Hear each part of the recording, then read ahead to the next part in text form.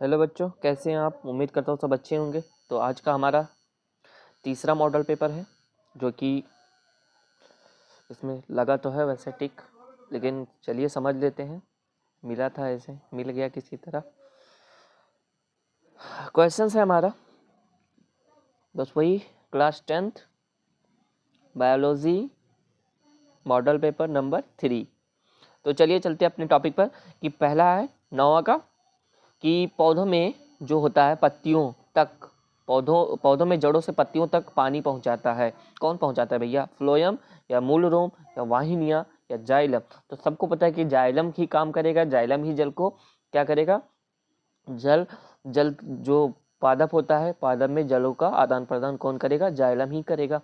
तो xylem, phloem का काम क्या होता है? ठीक है, पत्तियों से, ठीक है, पत्तियों से जो भोज पदार्थ बनती है वो उसका लेकर आना, और इसमें चालनी नलिकाएं भी होती हैं।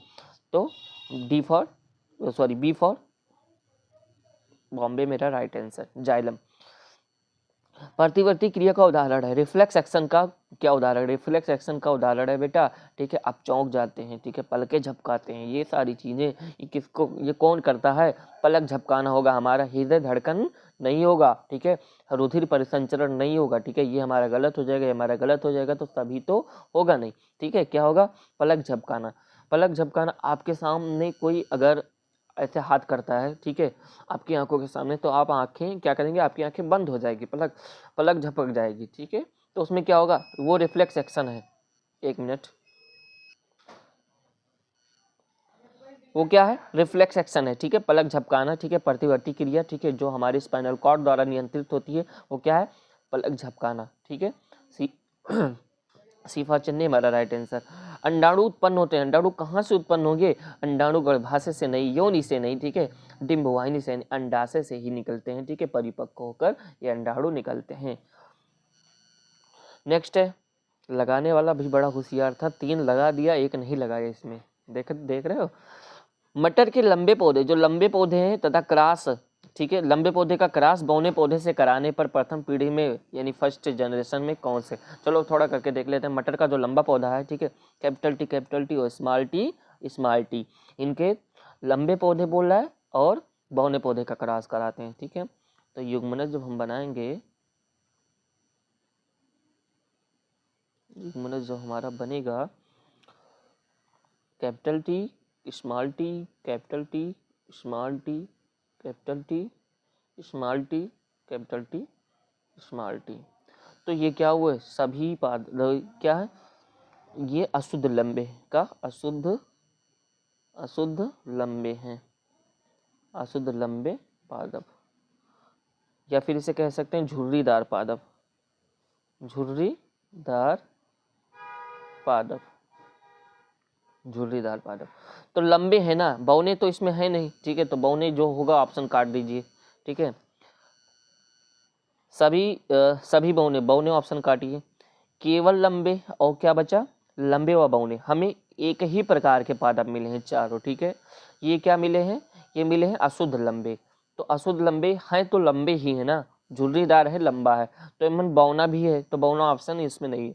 केवल लंबे, और वो नहीं पूछा है कि शुद्ध लंबा या अशुद्ध लंबा, तो हमारा सिर्फ और चेन्नई राइट आंसर हो जाएगा, ठीक है। अगर इसके जगह कोई एक ऑप्शन और दिया होता कि झुर्रीदार लंबे या अशुद्ध लंबे, तो वो हमें वो चुनना होता, ठीक है। तो हमारा फर्स्ट प्रायोरिटी वो होती कि मैं वो चुनूं, लेकिन सिर्फ और सिर्फ ऑप्शन दिया है केवल लंबे, तो हमारा सही चारों लंबे ही हैं। लेकिन देखा जाए, अगर इनका जीन देखा जाए तो ये अशुद्ध वाले लंबे हैं जीनोटाइप में।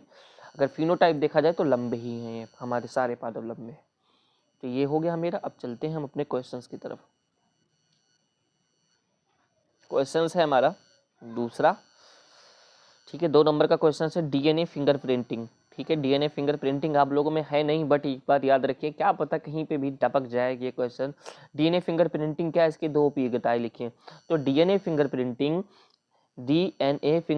वो चीज होती है, पहले एक चीज जान लीजिए, इससे हमें क्या पहचान होती है? क्या पहचान होती है किसी चीज की? जैसे किसी की संततियों का पहचान करना, डीएनए से द्वारा, डीएनए टेस्ट द्वारा पहचान। कहीं अगर क्राइम स्पॉट पे, ठीक है, क्राइम करके आए लोग, तो उनका, ठीक है, उनके बालों से, उनके थूक से, ठीक है, उनके सीमन से, इस सारी चीज़ों का पता लगाना, ठीक है। डीएनए फिंगरप्रिंटिंग बहुत सारी चीज़ों में प्रयोग की जाती है।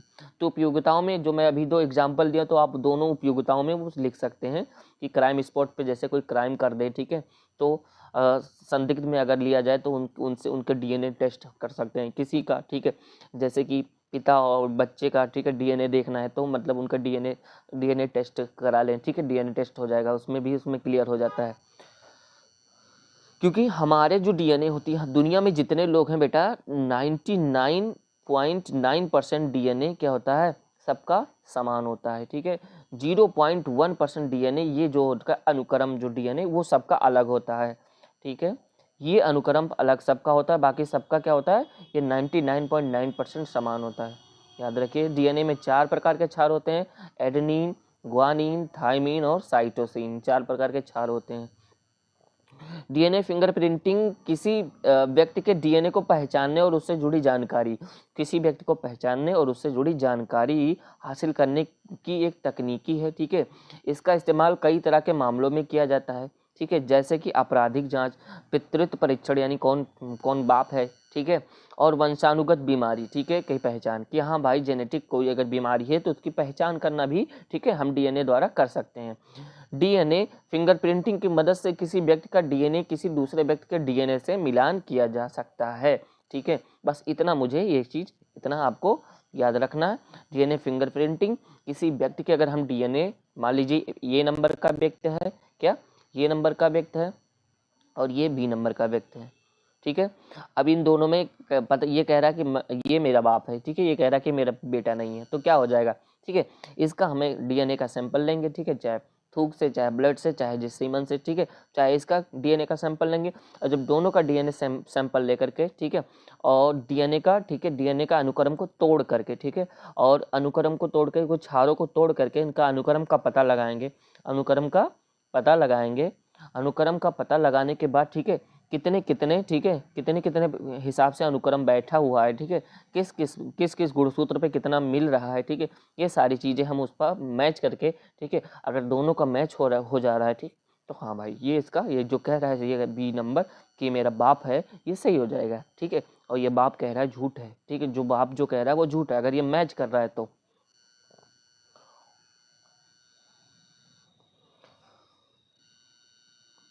नेक्स्ट क्या है, कृमि रूपी परिशेषिका क्या है। कृमि रूपी हम लोगों के शरीर में होती है एक, जो कि एक्स्ट्रा पार्ट होती है हमारे शरीर की, जो अब हो गई है क्या, वो एक प्रकार का कह सकते हैं कि उसमें अवशेषी अंग हो गया है।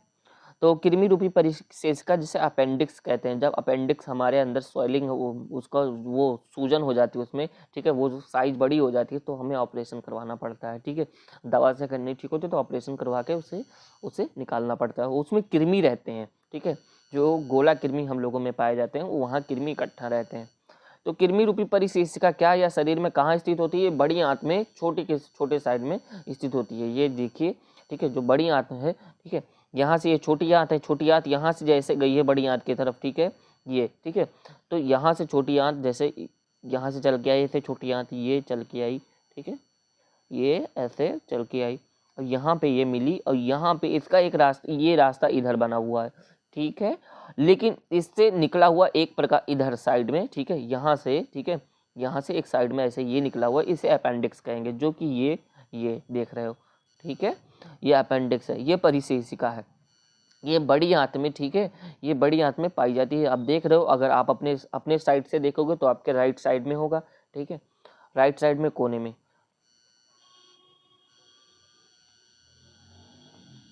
तो कृमि रूपी परिशेषिका का यह एक अवशेषीय अंग है, यह एक अवशेषीय अंग है, अवशेषी अवशेषीय अंग है, ठीक है। यह मानव का अवशेषीय अंग है, या फिर कुछ भी कह लिख सकते हो। कृमि रूपी परिशेषिका क्या है, शरीर में कहाँ स्थित होता है, दो चीज पूछा है, ठीक है। यह एक अवशेषीय अंग है जो कि जो कि जो कि इस उपयोग ना होने पर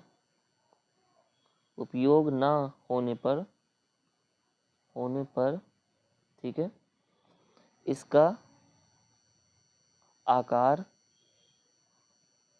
पीढ़ी दर पीढ़ी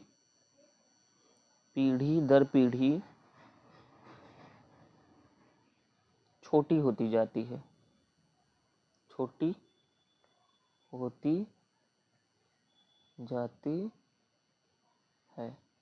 ये किसकी बात है? ये लैमार्क ने कहा था कि जिस अंग का हम उपयोग करना बंद कर देंगे वो अंग क्या हो जाएगा, ठीक है, वो अंग अवशेषी होता चला जाएगा। यहाँ पे लैमार्क की बातें सही हो रही हैं। अब जैसे एग्जाम्पल, हम लोगों में पहले क्या होते थे, ह्यूमंस में पूंछ होती थी कि नहीं, पूंछ होती थी, तो अब उसका प्रयोग ह्यूमंस क्या कर दिए, कम कर दिए, ठीक है। अब पूंछ गायब हो गया कि नहीं गायब हो गया, ठीक है। लेकिन ये अपेंडिक्स का प्रयोग एकदम से हम बंद नहीं हुआ, धीरे धीरे इसका प्रयोग बंद हो रहा है, क्योंकि अब हम क्या खा रहे हैं, अब धीरे धीरे अब पके हुए चीज ही सब खा रहे हैं। तो अब अपेंडिक्स का जरूरत नहीं। अब अपेंडिक्स उसमें ज्यादा होता है, जैसे गाय भैंस होती हैं, ये चारा खाती हैं, क्या होती हैं, चारा खाती हैं। तो ये हरी चीज खाती हैं, मतलब कच्ची चीजें खा लेती हैं, ठीक है। तो कच्ची चीजें खा लेती हैं, तो इनमें अपेंडिक्स का काम है वो पाचन के में सहायता करना, ठीक है। तो हम लोगों में तो हम ये पकी चीजें खाते हैं, जो हमारी छोटी आंत में ही अवशोषण हो जाता है, अपेंडिक्स की जरूरत ही नहीं पड़ती है, पीढ़ी दर पीढ़ी छोटी होती जाती है। और इसका क्या है, इसका शरीर में कहाँ स्थित होती है, तो शरीर में आप लोकेशन देख लीजिए कि बड़ी आंत, जैसे ये छोटी आंत लास्ट में खत्म होता है, ये बड़ी आंत तो छोटी आंत के बीच में स्थित होती है, हमारे राइट साइड में स्थित होती है। आप लोकेशन देख लीजिए, और लोकेशन देख करके, ठीक है, आप इसे लिख सकते हैं कहीं पर भी एग्जाम में अगर आए, ठीक है। तो जैसे ये छोटी आंत है, यहाँ से शुरू हुई, यहाँ से शुरू हुई, यहाँ से शुरू हुई, यहाँ गई, ऐसे गई, यहाँ से जैसे बड़ी आंत शुरू हुई, बड़ी आंत ऊपर जा रही है, लेकिन यहाँ से एक चीज निकला हुआ, क्या, पूंछ की तरह, अपेंडिक्स। तो ये देखा जाए तो राइट साइड में डाउन की तरफ होता है, नीचे की तरफ होता है। चलिए चलते हैं अपने अब नेक्स्ट क्वेश्चंस पर। यह मेरा 2 क्वेश्चंस हो गया, जो कि 2 नंबर का था, 2 नंबर। क्या कह रहा है क्वेश्चंस, गा है, ठीक है, का खा हो गया, गा हो गया, ठीक है, 10वां का। मानो कि मेरु रज्जु का अनुप्रस्थ काट एवं नामांकित चित्र बनाइए। वर्णन की आवश्यकता नहीं, वर्णन करने की जरूरत नहीं, एवं मेरु रज्जु के कार्य लिखिए। तो कार्य तो बता देना, पहले चित्र देख लीजिए, ठीक है। चित्र, स्पाइनल कॉर्ड कहाँ गया हमारा, स्पाइनल कॉर्ड,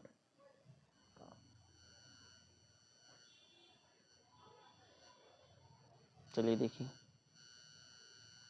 मेरुरज्जु ये दिमाग से आया हुआ है, ठीक है, ये दिमाग से यहाँ से आया हुआ, ठीक है।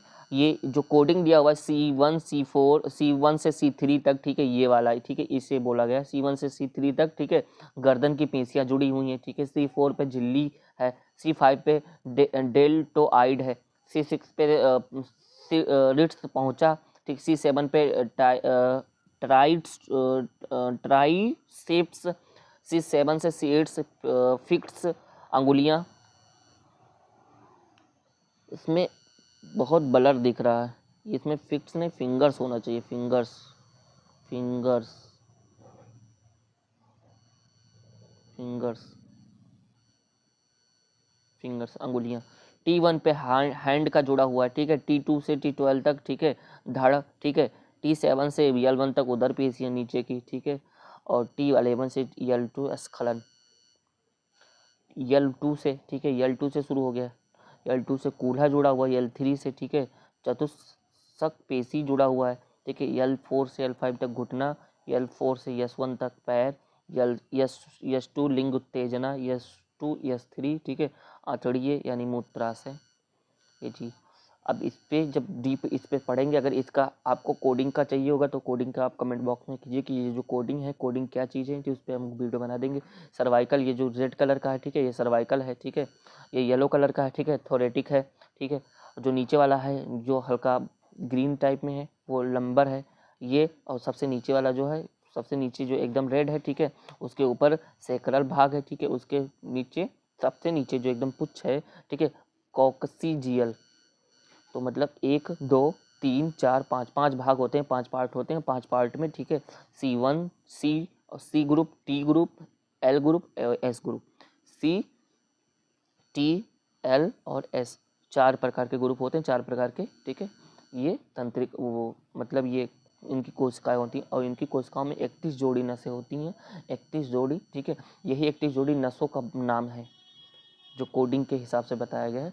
31 जोड़ी नसें होती हैं और 12 जोड़ी ब्रेन से आई। यहाँ पे जो ज्वाइंट होगा, ठीक है, 31 जोड़ी इसकी स्पाइनल कॉर्ड की और 12 जोड़ी ब्रेन की, ये दोनों जुड़ी होंगी। इसका कार्य देख लिए, मेरुरज्जु के कार्य, मेरुरज्जु के कार्य मस्तिष्क, मेरुरज्जु मस्तिष्क और स्पाइनल कॉर्ड के तंत्रिका के बीच संबंध स्थापित करता है। जो जुड़ा हुआ है 12 जोड़ी ब्रेन से आई है, युक्ति जोड़ी इसकी नसें, इन दोनों का क्या करना, ठीक है, कोऑर्डिनेशन बनाए रखना, ठीक है, संबंध स्थापित रखना, ठीक है, ये दोनों ये काम करता है मेरुरज्जु। या प्रतिवर्ती क्रियाओं को भी नियमन करता है, नियंत्रित करता है। प्रतिवर्ती क्रिया आप क्या है, वही चीज़ अभी ऊपर बताया, प्रतिवर्ती आप पलके झपकाते हैं, छींक आ रही है आपको, ये सारी चीज़ें प्रतिवर्ती क्रिया है, इसको भी कंट्रोल करता है। आप लेटे लेटे चौंक जाते हैं, सोते वक्त आप चौंक जाते हैं, वो भी क्या है, स्पाइनल कॉर्ड ही उसके स्पाइनल कॉर्ड के ही जरिए से होता है। आप लेटे हुए हैं, ठीक है, आप सपना देख रहे हैं कि आप गिर रहे हैं ज़मीन पे और अचानक आपकी आंखें खुल जाती हैं, वो भी स्पाइनल कॉर्ड की वजह से ही होता है।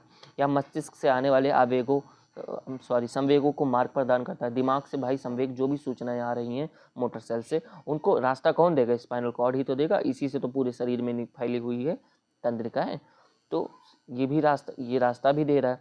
या संवेगों का संवहन करता, मतलब ले जाना, संवेगों को ले जाना, रास्ता देना, ठीक है। तो ये सारी चीज़ें मस्तिष्क के कार्य, मेरुरज्जु के कार्य हो गए।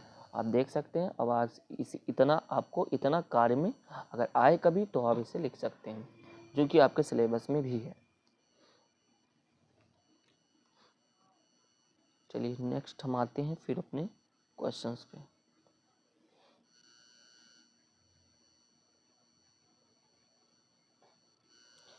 फिर 11वां क्वेश्चंस क्या कह रहा है, तंबाकू में कौन सा हानिकारक पदार्थ होता है, तंबाकू से होने वाली हानियों का विस्तार से लिखिए। भाई देखिए, तंबाकू निकोटीन नामक रसायन का होता है, ठीक है। तंबाकू में सबको पता है तंबाकू से कैंसर होता है, तंबाकू से कैंसर होता है, लेकिन किस प्रकार का कैंसर, ये तो 7,000-8,000 प्रकार के कैंसर होते हैं। बहुत से तंबाकू होते हैं कि ज्वलनशील नहीं होते, जलाने वाले नहीं होते, और बहुत से तंबाकू होते हैं कि जो हमारे यहाँ लोकल एरिया में यूज होता है, वो तंबाकू जो होता है वो ज्वलनशील होता है, उसे बहुत से लोग भर के गांजा भी फूकते हैं। क्या कहते हैं, तंबाकू में निकोटीन नामक रसायन होता है जो एक नशीला पदार्थ है। ये नशीला क्यों, हमारे ब्रेन की सेरिबेलम को क्या कर देता है, बेलम को ये क्या कर देता है, ढीला कर देता है। और सेरिबेलम जब ढीला हो जाता है तो हमारे शरीर की जो सेरिबेलम है क्या करता है, ये हमारे शरीर को बैलेंस बनाने का काम करता है। और जब ढीला हो जाएगा तो हमें मज़ा आएगा, ठीक है। तो इसीलिए हम बार बार इसे खाते हैं, ठीक है, कि मज़ा आता है, हमारा शरीर ढीला लगता है। तो इसीलिए ये नशीला पदार्थ हमारे सेरिबेलम को जो बैलेंस बनाता है उसे क्या कर देता है, ढीला कर देता है। उतना भी नहीं, जब कोई नया इंसान इससे प्रयोग करता है तो उससे क्या होता है भाई, उसका एकदम से बैलेंस बिगड़ गया तो उससे चक्कर आने लगती है। और जब ज़्यादा दिक्कत होती है तो मेड्यूला पे जब आपसे एक दिक्कत हो जाती है, मेड्यूला, अगर मैं ज़्यादा जैसे कोई नया यूज किया तंबाकू तो उसके मेड्यूला तुरंत मेड्यूला एक्सेप्ट नहीं करेगा, ठीक है, उसके मेड्यूला पे असर कर जाएगा। तो मेड्यूला का काम है श्वसन और पाचन पर नियंत्रण करना, उल्टी सारी प्रक्रिया यही करवाता है। तो आपकी श्वसन दर तेज हो जाएगी, ठीक है, पाचन उल्टी सारी प्रक्रिया यही नियंत्रित कराता है। तो आपको क्या ऐसा फील होगा कि उल्टी हो जाएगी, और उल्टी बहुत से लोगों को हो भी जाती है, ठीक है। तो तंबाकू में बहुत सारी प्रक्रियाएं होती हैं जो पहले तो हमारे सेरिबेलम पे असर करता है, लेकिन हाँ धीरे धीरे मेड्यूला पे असर करता जाता है। मेड्यूला पे असर करेगा तो श्वसन स्पीड बढ़ेगी, वैसे हमारा क्या हृदय स्पंदन बढ़ता चला जाएगा, और हमारी जो एड्रेनल ग्लैंड्स है, ठीक है, अधिवृक्क ग्लैंड्स है, उससे भी रिलेटेड प्रॉब्लम्स क्रिएट होना शुरू हो जाएगी। तो मतलब एक चीज़ जैसे बहुत सारी बीमारियों का होने का खतरा है। ये सिर्फ कैंसर ही नहीं, बाकी बहुत सारी चीज़ों के लिए ही घातक है, इसमें तो कैंसर ही है, ठीक है। आगे मैं जो ये एग्जाम्पल दिया हूँ, ये बहुत सारी चीज़ों को, हार्ट बीट, एंजाइटी प्रॉब्लम्स, यानी ब्रेन संबंधी प्रॉब्लम्स, ये सारी देखने को मिल सकती हैं कि हाँ नशीली चीज़ें अगर आप प्रयोग कर रहे हैं तो ब्रेन संबंधी समस्याओं को देखने को आपको मिल सकता है। तो दूर रहिए नशीली चीज़ों से। क्वेश्चन, तंबाकू में निकोटीन नामक रसायन होता है जो नशीला पदार्थ होता है।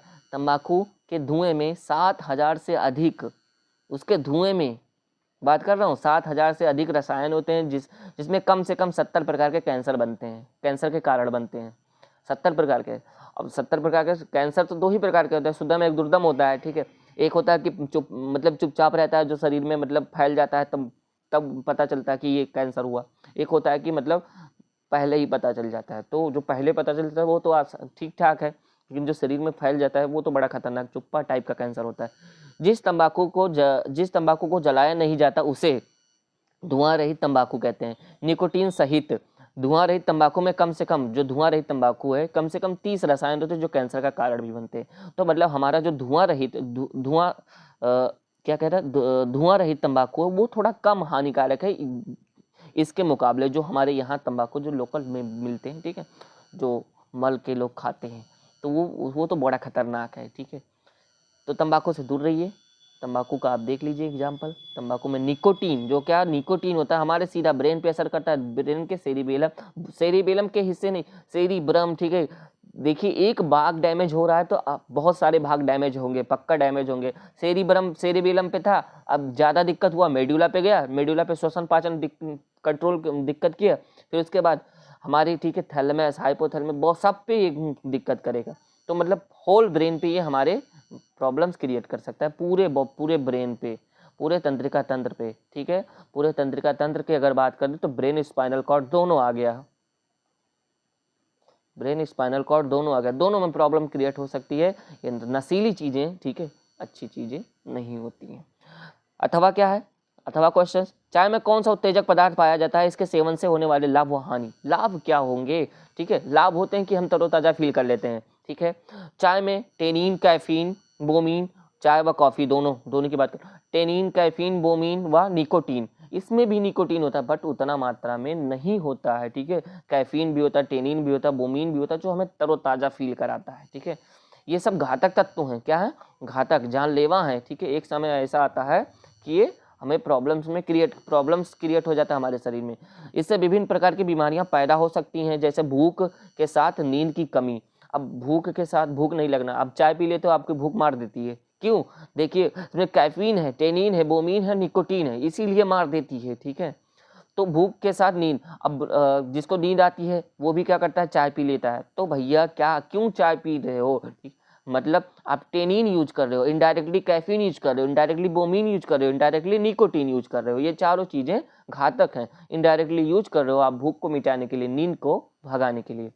अब वो धीरे धीरे आदत जब लग जाती है तो जब चाय नहीं मिलता है तो प्रॉब्लम्स होती है, हाइपर टेंशन, ठीक है, मधुमेह। अब चाय में ज़्यादा चाय पियोगे, ठीक है, अब उसमें क्या होता है, मधुमेह का कारण भी बनती है ये सारी चीज़ें, ठीक है। हमारे जो टेनिन, कैफीन, बोमीन, निकोटीन है, ठीक है, ब्रेन पे अफेक्ट करेंगी। अब ब्रेन पूरे बॉडी को कंट्रोल करता है, मधुमेह कैसे होगा बता रहे हैं, पूरे बॉडी को कंट्रोल करता है। और ब्रेन में बैठा है पीयूष ग्रंथि, कौन बैठा है, पीयूष ग्रंथि। और पीयूष ग्रंथि क्या करता है, सभी ग्रंथियों का मास्टर होता है। अब ये ग्रंथि ढंग से जब सूचनाएं नहीं दे पाएगा बाकी ग्रंथियों को, ठीक है, तो इंसुलिन हार्मोन जो निकालती है लैंगरहैंस दीपिका जो कोशिका होती है, वो मान लीजिए कि उसी पे डिफेक्ट कर गया, ठीक है, तो इंसुलिन हार्मोन्स ढंग का नहीं निकलेगा। इंसुलिन हार्मोन जब ढंग का नहीं निकलेगा तो ग्लूकोज को ग्लाइकोजन में कहाँ परिवर्तित हो पाएगा मेरे बच्चे, और जब नहीं हो पाएगा तो ब्लड में ग्लूकोज की मात्रा बढ़ जाएगी, इसीलिए मधुमेह हो जाएगा, ब्लड प्रेशर संबंधी समस्या हो जाएगी। यानी पूरे बॉडी को ब्रेन कंट्रोल करता है, और ये सब किस पे इफेक्ट करते हैं, ब्रेन पे ही इफेक्ट करते हैं। तो जब ब्रेन ही, मतलब जो चलाने वाला ही वही उसी को मार पीट रहे हो तो शरीर में प्रॉब्लम्स क्रिएट होगी, तो हाइपरटेंशन, मधुमेह, ब्लड शुगर जैसी बीमारियों की संभावना बढ़ जाती है। हाँ, भूख के साथ नींद की कमी आ जाती है। भाई चाय पी लेते हो, कॉफ़ी पी लेते हो तो भूख भी मार देती है और नींद भी चली जाती है। तो ये धीरे धीरे आदत लग जाती है, और आदत लग जाती है, इस प्रकार की आदत है क्योंकि निकोटीन है, और निकोटीन है तो मतलब वो आदत लगेगी, बार बार हमारा मन कहेगा, बार बार कहेगा कि हम बार बार इसे पिए, ठीक है। आप 2 टाइम जो चाय पीता होगा, जो कॉफ़ी पीता होगा, जिसकी आदत होगी, उसे चाय और कॉफ़ी बंद करके देखिए कैसा फील होगा, उसे रह ही नहीं पाएगा। अंतःस्रावी ग्रंथि किसे कहते हैं, अंतःस्रावी तो वह बहिर्स्रावी ग्रंथियों में अंतर लिखे। अंतःस्रावी इंडोक्राइन ग्लैंड्स क्या है, वो 2 प्रकार का, 2 बार क्वेश्चन पूछ लिया। अंतःस्रावी उत्तर क्या है, ऐसी ग्रंथि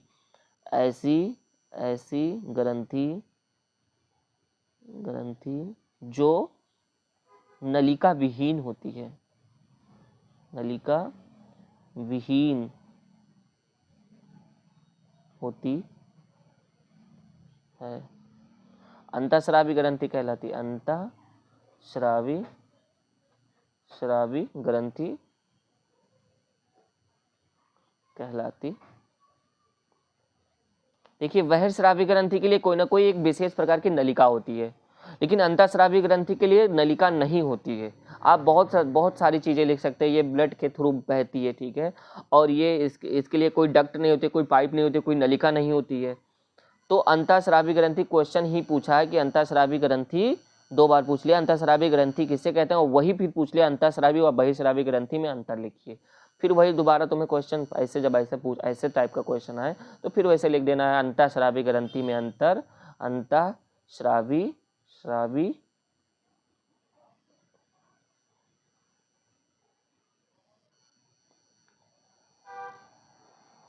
श्रावी, और इधर लगा देना ऐसे बहिर्स्रावी,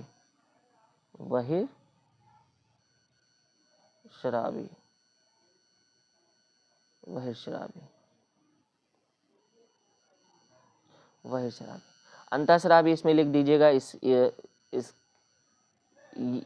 ये नलिका विहीन होती है, ये वही चीज़ फिर लिख देना है आपको, ये नलिका विहीन होती है,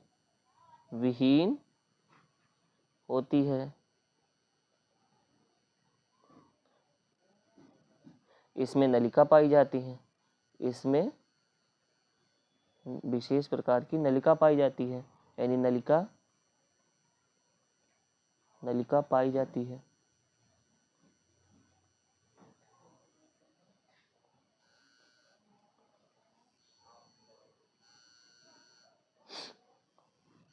ये प्रत्यक्ष रूप से अपने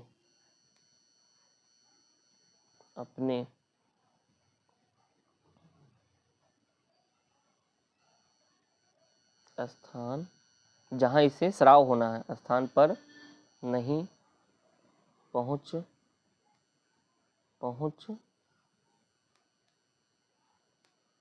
सकते,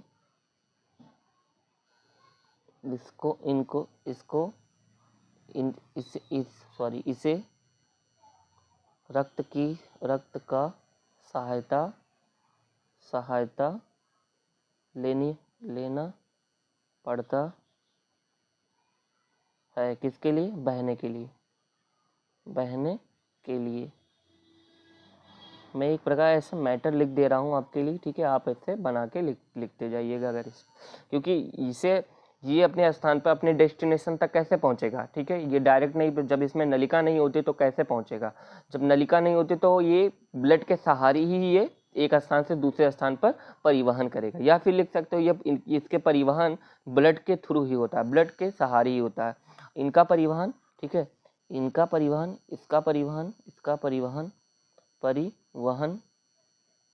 नलिका द्वारा होता है।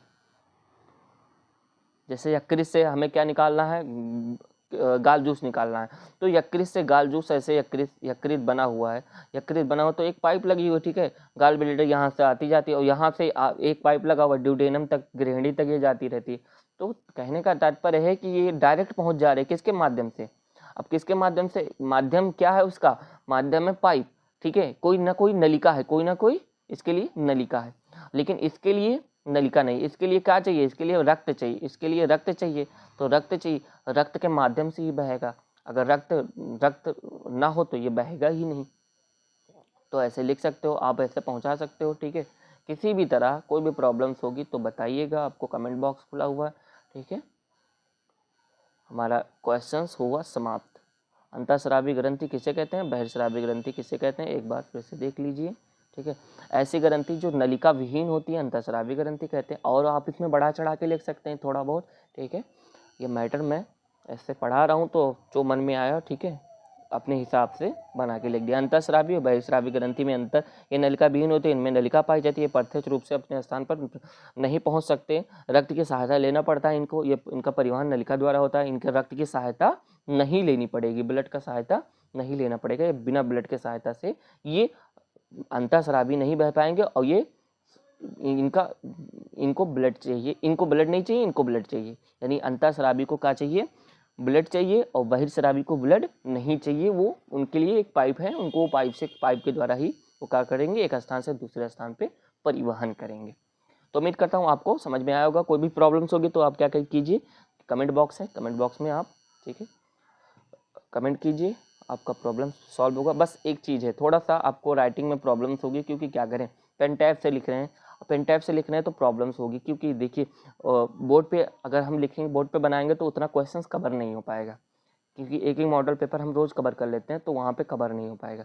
और प्लस थोड़ा सा इक्विपमेंट भी हमारे पास नहीं है कि कैमरा, और कैमरे से, मोबाइल के कैमरा से अगर बनाओ तो मतलब उसमें क्या हो जाता है, 2-2 GB का, अगर इतना लंबा हो गया 30 मिनट का, तो उसमें 2-2 GB चला जाएगा। कंप्रेस करो, बड़ा प्रॉब्लम्स, बड़ा बहुत दिक्कत हो जाती है, बहुत दिक्कत का सामना करना पड़ता है। तो इसीलिए थोड़ा सा आप लोग भी मैनेज कीजिए, थोड़ा बहुत धीरे धीरे धीरे धीरे धीरे धीरे सारी चीज़ें लाइन पे आ जाएंगी, बोर्ड पे भी आएंगे, ठीक है। लेकिन उसके लिए थोड़ा सा हमें तैयारी रखनी पड़ेगी। क्योंकि क्या तैयारी रखनी पड़ेगी, कि उसके लिए कैमरा, बोर्ड, ये सारी चीज़ें हमें देखनी पड़ेंगी। तो उम्मीद करता हूँ आपको ये सारी चीज़ें समझ में आई होंगी। कोई भी प्रॉब्लम्स होगी तो आप कमेंट बॉक्स है, आपके लिए कमेंट बॉक्स खुला हुआ है। कोई भी समस्या है, कोई भी चीज़ें, आप अच्छे से पढ़िए, अच्छे से समझिए, आपको कोई प्रॉब्लम्स नहीं होना चाहिए। हम आपको एक एक्स्ट्रा ऑप्शन दे रहे हैं आप लोगों को, और उसमें भी अगर आप ना कर पाएँ तो उसमें हमारी क्या गलती। लेकिन उम्मीद करता हूँ कि आप लोग पढ़ेंगे, अच्छे से पढ़ेंगे और हमारी उम्मीदों पे खरे उतरेंगे। क्योंकि एक टीचर क्या चाहता है बेटा, उसका बच्चा अच्छे से आगे उसके सब्जेक्ट में, खासकर उसके सब्जेक्ट में कम स्कोर ना करे। तो उम्मीद करता हूँ आप लोग हमारा उम्मीद कभी नहीं टूटने देंगे। तो चलिए चलते हैं, तब तक के लिए tata, bye bye, see you, जय हिंद, वंदे मातरम।